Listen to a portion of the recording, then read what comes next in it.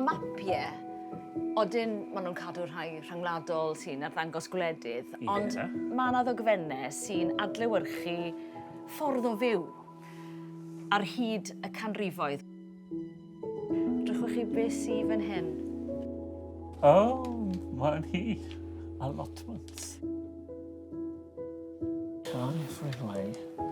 Plan of allotment gardens. Wow. Yr arglwydd Tredegar, yr ardal Oedd hyn. Pen y Lan. Pen y Lan.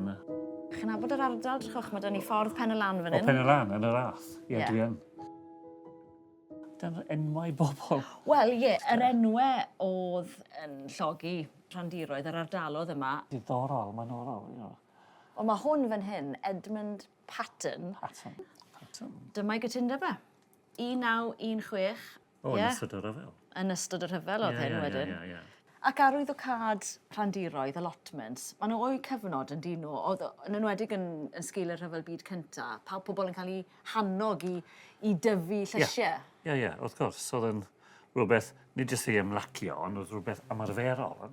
Modd o teulu i bwydo a dim digon o bwyd. So dyna'r cyfle i bobl helpu dig for victory, fel modd o'n dweud yn yr ail Rhyfel Byd.